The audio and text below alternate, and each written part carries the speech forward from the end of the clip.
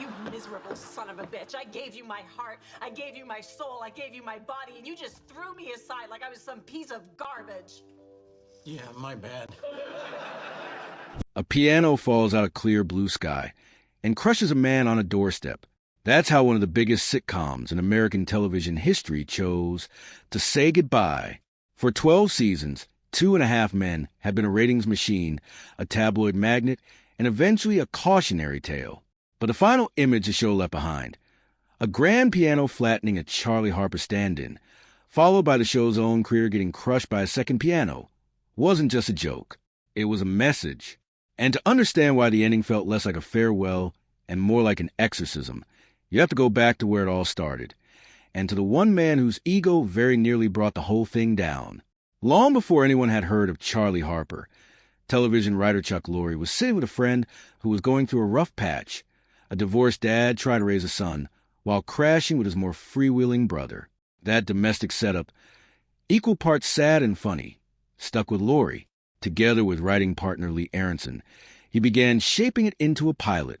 The earliest draft looked nothing like the show that eventually aired. In that version, the free brother wasn't a bachelor playboy, he was gay, and the show explored how that dynamic reshaped a suddenly blended household. CBS executives liked the emotional core but got nervous about the specifics, worried the network wasn't ready for that particular family structure in prime time. So the concept shifted. Instead of gay brother, audiences got a hedonistic jingle writer with a revolving door of women. His opposite would be an uptight, recently divorced chiropractor. Between them sat a kid just trying to make sense of the adults around him. It was simpler, safer, and, as it turned out, enormously marketable. Even after the concept was locked, getting the show made was its own battle. 2 weeks before the pilot was scheduled to shoot, network accountants balked at the budget, which ran well above the cost of a typical multi-camera comedy at the time. Lorre reportedly took a pay cut himself and renegotiated with the cast to keep the show alive. It was a near-death experience before the series had even been born, and it wouldn't be the last one. The show's now iconic Malibu beach house was inspired by Lorre's own home, recreated in painstaking detail on a soundstage. Even the theme song, that Johnny Little Manly Men tune, was something Lorre reportedly knocked out himself in less than an hour, right before production began. Titles were debated down to wire. Nothing quite fit until, with the premiere bearing down on them, the show finally became Two and a Half Men. Casting was almost as chaotic as everything else. The role that would define Charlie Sheen's career wasn't written with him in mind, and he wasn't the first choice. Another well-known TV leading man was approached first and passed. When producers turned to Sheen, he reportedly wasn't eager to commit to a weekly series. After years of film work, television felt like a step behind, not forward. Lorre pushed hard, meeting with him directly to make the case, and Sheen eventually said yes. The casting of the rest of the family had its own twists. John Cryer, who would go on to play the neurotic, put-upon Brother Allen, had actually first read for the role of Charlie, but was seen as too likable, too soft-edged for a character built around selfishness and charm. He landed the other lead instead, a decision that would prove to be one of the best pieces of casting in the show's run. Rounding out the trio was a young Angus T, Jones as Jake, cast in part because he simply had the right chemistry with the adult leads during auditions. There was even a small scare during production when Jones grew noticeably taller between casting and filming. The writers leaned into it, turning his growth spurt into a running joke rather than a problem. Behind the scenes, the show's two male leads didn't always get along instantly. Early in production, Sheen and Cryer clashed over how to deliver a line, and the disagreement escalated enough that Sheen reportedly left the set for hours. Oddly, that friction seemed to burn off quickly, and the two actors developed a genuine rapport that translated into believable brotherly chemistry on screen, bickering that felt real because, in some early, small way, it had been. When Two and a Half Men premiered in the fall of 2003, critics were unimpressed, dismissing it as formulaic and crude. Audiences disagreed almost immediately. Ratings climbed episode over episode, and the show found a particularly enthusiastic audience among women, a surprise to network executives who had originally marketed it toward a more male-skewing crowd. The show's appeal wasn't confined to the U.S. either. It found international audiences quickly, becoming one of the most successful American sitcom exports of its era, with strong performances in markets across Europe. By the end of its first season, the show had climbed into the upper tier of network comedies, and CBS rewarded it with a marquee time slot, bumping other established programs to make room. The production pace behind that success was relentless. Long hours, tight turnarounds, and the pressure of sustaining a hit. Somewhere in that grind, the show also became an odd little cultural phenomenon in its own right. Alan Harper's profession reportedly nudged up interest in chiropractic programs, and Charlie's loud bowling shirts became a minor fashion trend. By its third season, 2.5 Men was CBS's top-rated comedy, drawing enormous audiences and commanding some of the most expensive advertising rates on the network. Charlie Harper, boozy, shameless, allergic to commitment, had become one of the most recognizable characters on television, largely because Sheen played him with ease that felt less like acting and more like extension. That blurred line between actor and role made the character magnetic.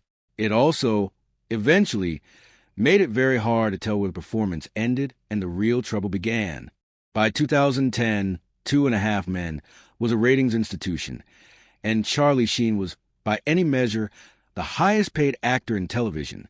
When his contract came up for renewal, he was already earning a staggering per-episode salary, and he wanted more.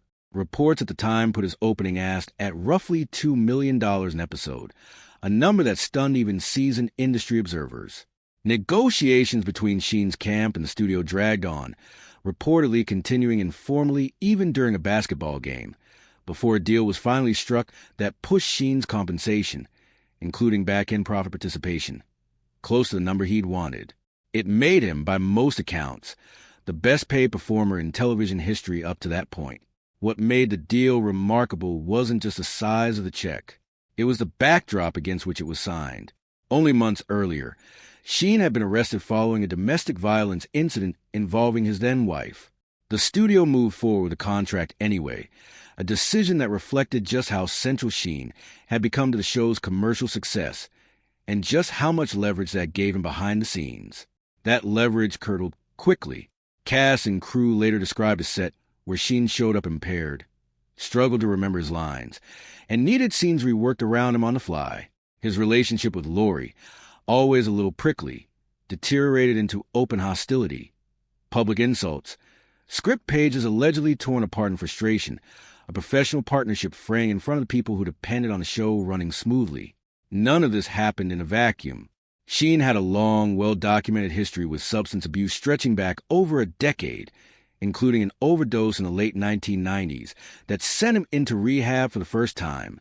By the time 2.5 Men was in its later seasons, that history was catching up with the present. On Christmas Day 2009, he was arrested again after an altercation with his wife. Rehab followed. It didn't stick. In late 2010, he reportedly caused significant damage to a New York City hotel room during an alcohol-fueled episode, an incident that made national headlines and sent him back into treatment once more. By January 2011, the studio had seen enough. Production on 2.5 Men was halted so Sheen could seek treatment. What happened next became one of the strangest, most closely watched public unravelings in modern entertainment history. Rather than stepping out of the spotlight, Sheen leaned directly into it. He gave a string of erratic, wildly quotable interviews, describing himself in increasingly outlandish terms, invoking supposed superhuman blood, alien ancestry, and a kind of self-declared invincibility that turned into instant meme fodder. He openly discussed his drug use in numbers that alarmed as much as they entertained. Phrases from those interviews spread across television and the still young world of social media within hours, less like news and more like a live public spectacle. He also used one particular radio appearance to go after Chuck Lorre directly, hurling insults that many considered to cross a line, including remarks widely criticized as anti-Semitic given the specific language used. It was the moment the story stopped being about a troubled actor and started being about a workplace crisis with real professional consequences.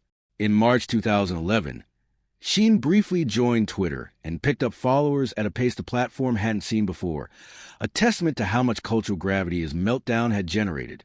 People weren't necessarily rooting for him. They were watching, the way you watch something you can't quite look away from. CBS and Warner Brothers didn't wait long to act. In early March 2011, Sheen was formally fired from 2.5 Men.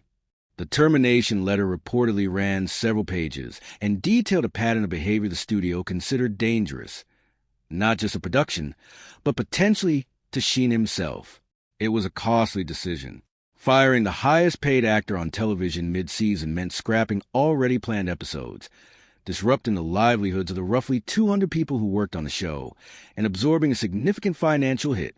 It was, in an industry not always known for prioritizing principle over profit, a fairly rare moment of a studio drawing a hard line. Sheen didn't go quietly. Within days of his firing, he filed a lawsuit against Warner Brothers and Chuck Lorre, seeking an enormous sum in damages, arguing the studio had no legal grounds to remove him. The case became a legal tug-of-war almost immediately, with Sheen's team pushing for a public jury trial, while the studio insisted his contract required private arbitration. A judge ultimately sided with the studio on that procedural question. Behind closed doors, the two sides eventually reached a settlement later that year. The exact terms were never fully disclosed, though reporting at the time suggested Sheen walked away with a substantial payout, including a lump sum and a share of future syndication revenue from the show he'd just been forced out of.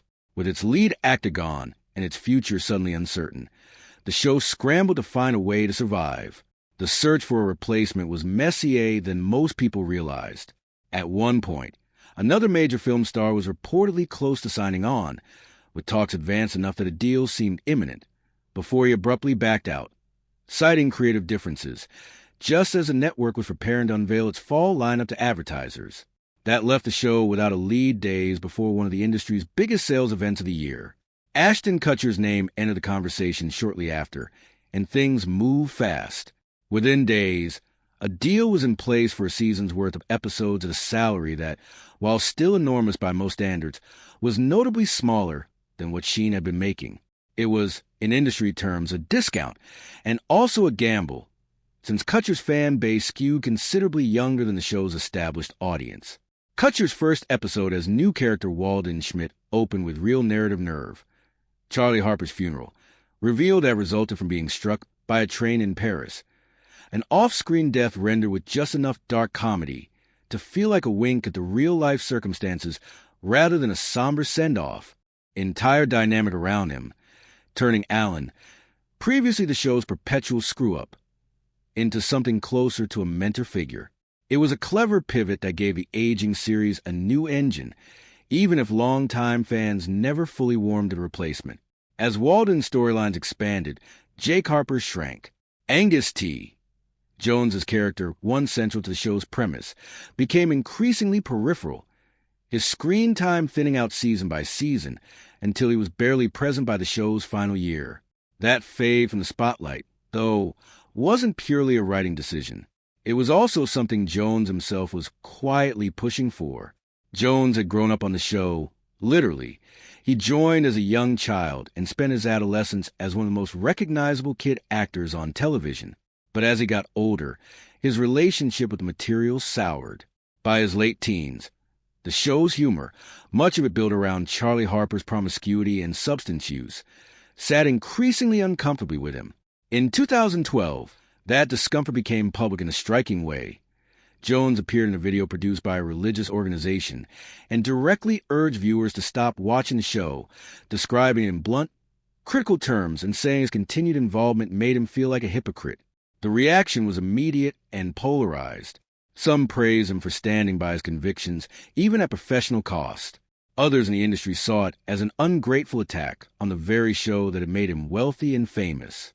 Jones apologized fairly quickly for how his comments may have landed with castmates and colleagues, but notably didn't retract the substance of his criticism. The fallout strained his relationships on set. Some colleagues reportedly found his choices difficult to understand, and the show's creative team was clearly unsettled by a young cast member publicly denouncing the project. By 2013, it was announced Jones would no longer be a series regular, and he was essentially absent from the show's final season altogether. He used the time away to attend college, studying subjects far removed from Hollywood, and later described finding a sense of peace in that new chapter of his life that had eluded him during his final years on the show. Despite his departure, Jones did return for one last appearance. The series finale, where Jake Harper came back as an adult, having quietly built a small fortune off money his uncle had once given him. It was a fitting, low-key bookend for a character whose arc had started as comic relief and ended briefly as an actual success story. The finale itself was treated as a major television event. CBS spent months teasing it, and cast members did their part to build anticipation without giving anything away.